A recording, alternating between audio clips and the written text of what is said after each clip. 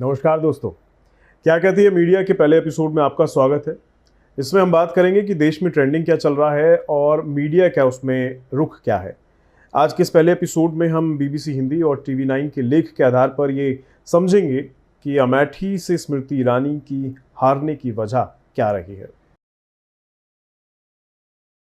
उत्तर प्रदेश की कई सीटों पर एनडीए और इंडी गठबंधन के प्रत्याशियों के बीच इस बार काफी जोरदार मुकाबला देखने को मिला, लेकिन इस बार राज्य में एक सीट ऐसी थी जिस पर चुनाव शुरू होने से लेकर परिणाम आने तक सभी की नजर टिकी हुई थी, और वो सीट थी अमेठी की सीट, जहां कांग्रेस के किशोरीलाल शर्मा ने बीजेपी सरकार में केंद्रीय मंत्री स्मृति ईरानी को 1,66,000 से ज्यादा मतों से हरा दिया।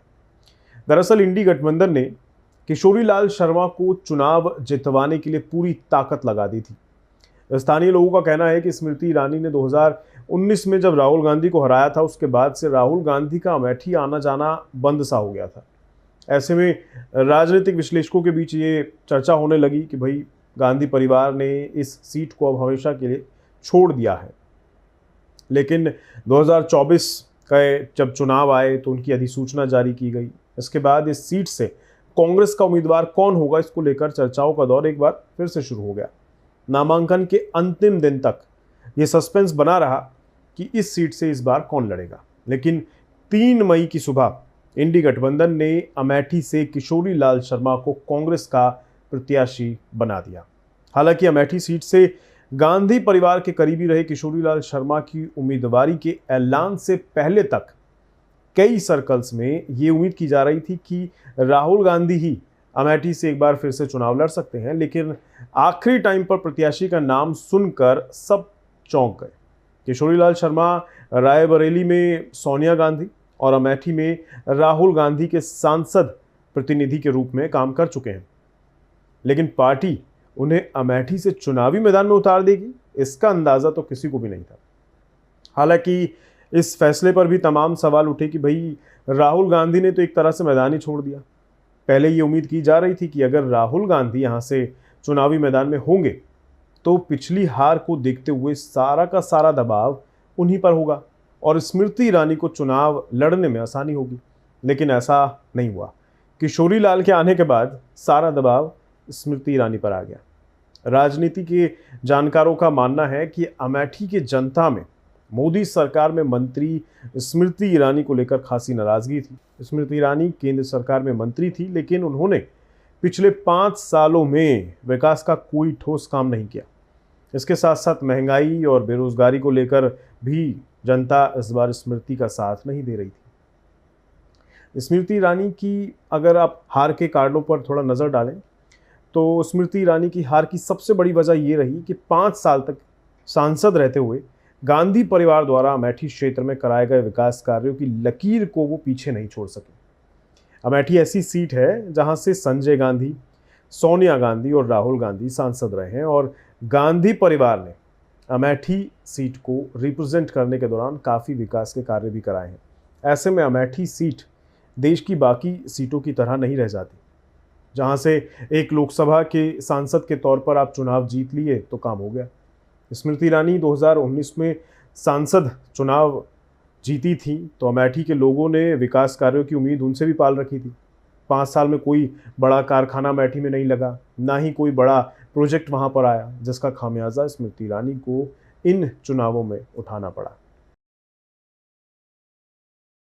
अमेठी की इमोशनल अपील को भी देखना जरूरी है। अमेठी की जनता का इमोशनल टच गांधी परिवार से, राहुल गांधी से जुड़ा हुआ है। राहुल गांधी की हार से अमेठी के लोगों के अंदर एक मलाल का भाव था।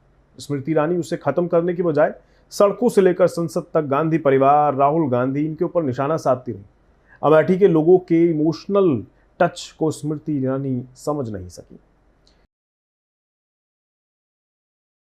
स्मृति ईरानी को उनका ओवर कॉन्फिडेंस भी ले डूबा है। स्मृति ईरानी इस बार किशोरीलाल शर्मा के उतरने के बाद काफी कॉन्फिडेंस में दिखाई दे रही थी। उन्हें लग रहा था कि राहुल गांधी को हरा दिया तो किशोरीलाल शर्मा क्या चीज़ है, इसलिए शर्मा को उन्होंने गांधी परिवार का स्टेनो तक कह दिया। स्मृति ईरानी का ओवर कॉन्फिडेंस में होने के चलते अमेठी की ज़मीनी स्थिति को वो नज़रअंदाज कर गई और यहाँ भी उनको इस वजह से नुकसान उठाना पड़ा। आखिरी और इम्पॉर्टेंट कारण हार का ये हो सकता है कि यूपी में ही अमेठी की लोकसभा सीट आती है। अमेठी में स्मृति ईरानी की हार की वजह वही रही है जो यूपी में बाकी सीटों पर देखने को मिली।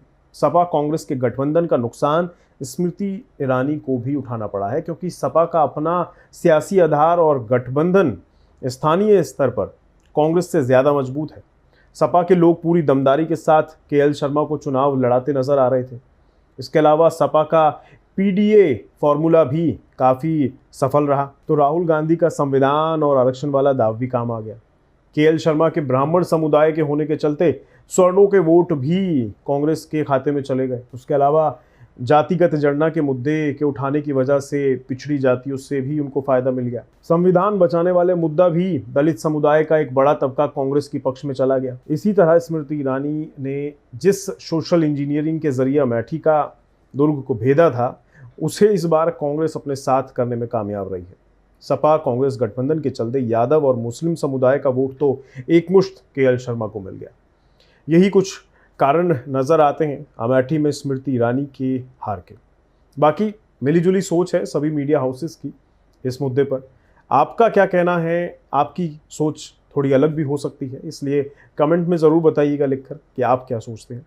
बाकी मैं फिर मिलूँगा आपको किसी और मुद्दे के साथ। शिकायत भी करनी हो तो कमेंट ज़रूर करिएगा। नमस्कार।